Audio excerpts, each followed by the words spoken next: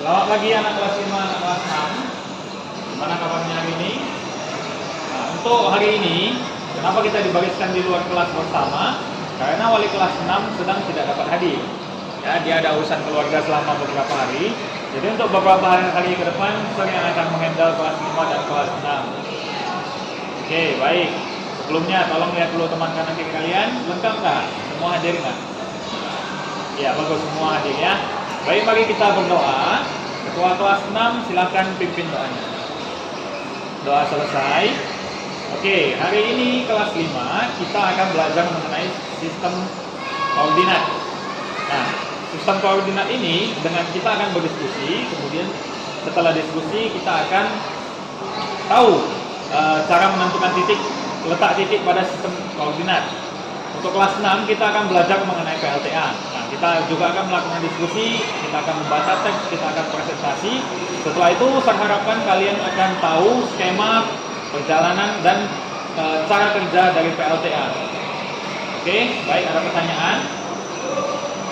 Oke, tidak ada, terima kasih. Kelas 6 silakan masuk duluan ke kelas dan membaca buku teks mengenai PLTA halaman 6. Nanti sekitar 5-10 menit setelah dari kelas 5 saya akan ke sana.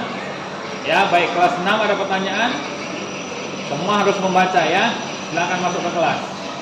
Kelas 5 ayo kita juga masuk ke kelas, kita belajar mengenai sistem koordinat. Ayo anak kelas 5. Kita bagi kelompok langsung ya. Kita bagi satu kelompok isi 4 orang.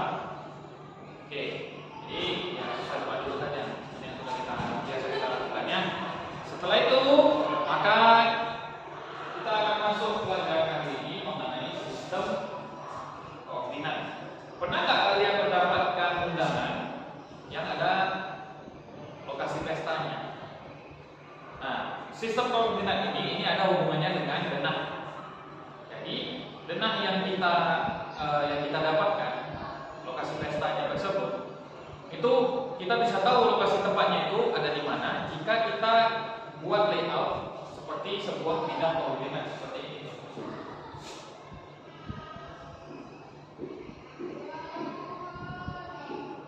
Nah, ini adalah titik bidang koordinat dengan sumbu X yang tidur dan sumbu Y yang tegak. Sebuah letak benda jika kita letakkan di dalam bidang koordinat, ini kita akan tahu dengan pasti letak benda tersebut di mana. Dan nggak mungkin kalau kita bilang, kita mau ke pasar nih, misalnya kita dapat pasar nih. Kita mau ke pasar. Pasar itu ada di samping rumahnya si A. Nah, kita nggak tahu pasarnya di mana. Nah, dengan memetakan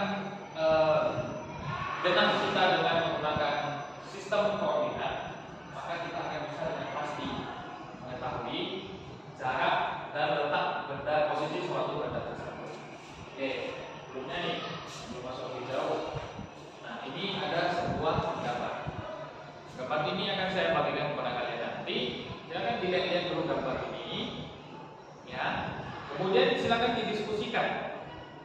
Kira-kira letak titik A, titik B, titik C dan titik D ini terletak di bagian mana? Oke. Saya kasih contoh satu deh supaya lebih paham. Nah, titik A ini terletak di titik koordinat 1,1.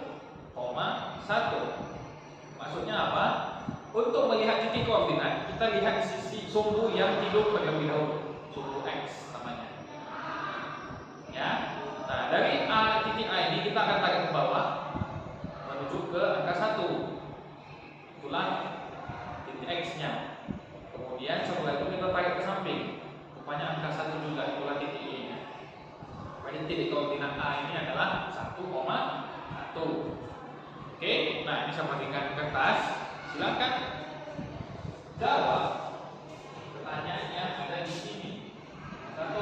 Tentang titik A. Nomor 2 titik B.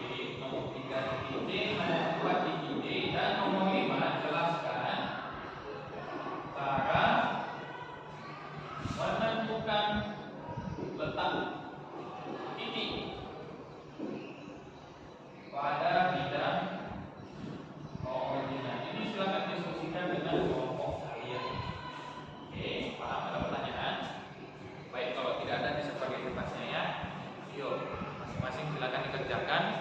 saya ke kelas 6 dulu. Jadi kurang lebih 5-10 menit lagi saya akan balik. Oke. Gimana kelas 6 sudah baca teksnya? Ada yang kurang paham? Oke, kita akan jawab mengenai grafiknya ya. Dan ini apa yang saya bawa?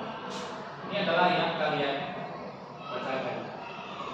Nah, PLTI ini ada yang bisa menjelaskan cara kerjanya. Oke, baik, silakan. Kemudian saya menjelaskan. Sudah selesai. Ya, bagus sekali. Terima kasih. Ada yang lain yang mau mencoba? Ya, kamu silakan.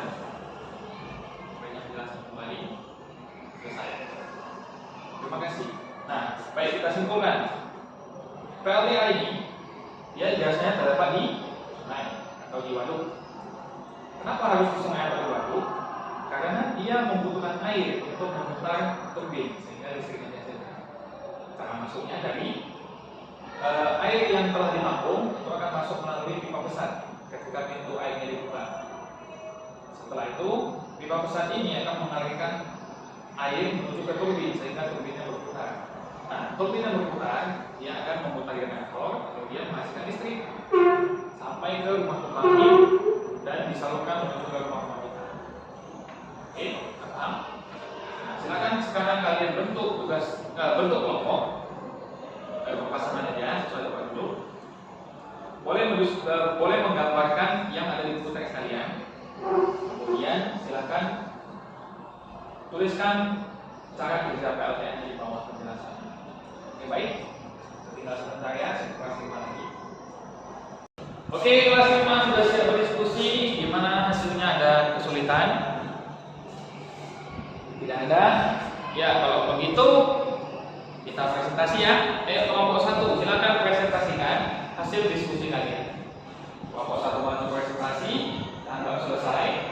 Ya, bagus sekali kelompok 1. Ada tanggapan dari kelompok lain?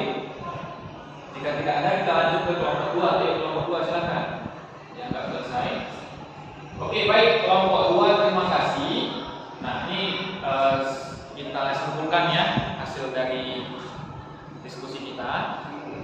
Titik A tadi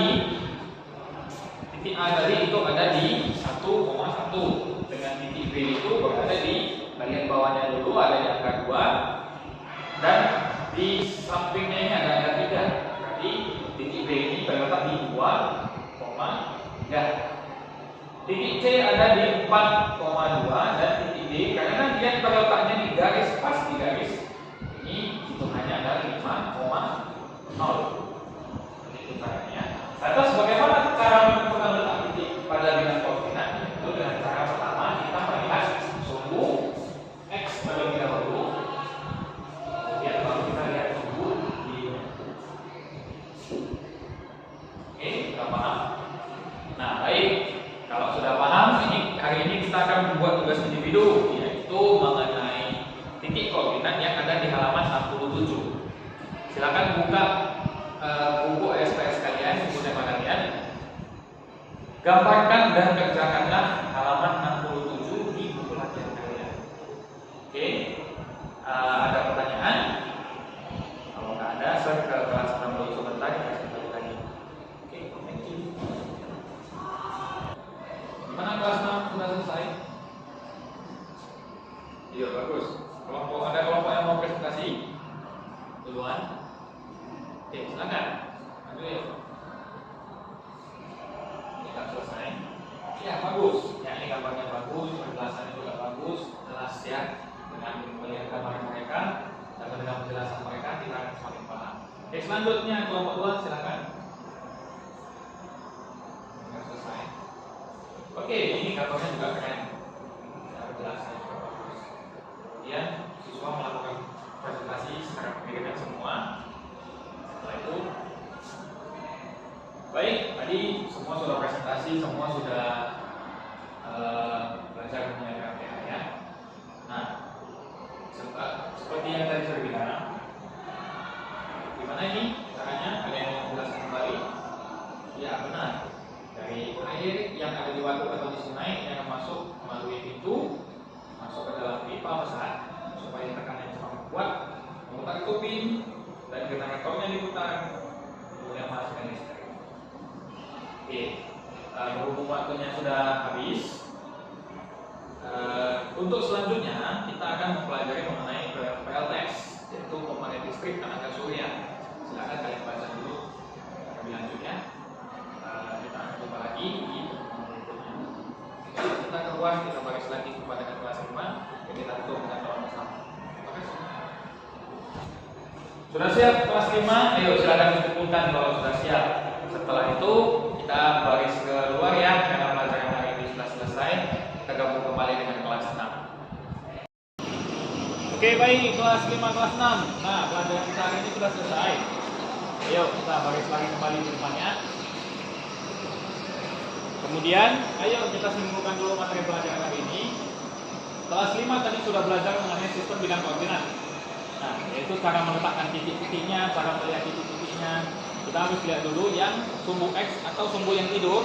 Setelah tidur, dia akan bangun tidur. Kita akan lihat yang sumbu Y-nya. Untuk kelas 6, ya tadi kita sudah belajar mengenai sistem PLTA. Nah, PLTA itu masuk dari pintu air, kemudian akan memutar turbin. Turbinnya setelah diputar, dia akan memutar generator dan menghasilkan listrik. Ya, bagus. Terima kasih. Berikutnya untuk kelas 6 kita akan belajar mengenai PLTS. Ya, seperti sudah saya bilang tadi, pembangkit listrik tenaga surya. Silakan kalian cari tahu dulu, baca dulu bukunya mengenai tenaga surya atau tenaga surya tenaga matahari. Untuk kelas 5 kita akan belajar mengenai skala di pertemuan berikutnya hari Rabu. Oke, silakan dipelajari dulu juga mengenai skala, dicari tahu dulu apa itu skala, apa itu peta.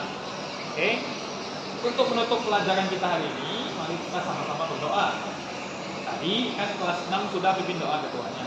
Sekarang gantian kelas 5 yang pimpin doa ketuanya. Ya. Ayo, doa selesai. Terima kasih.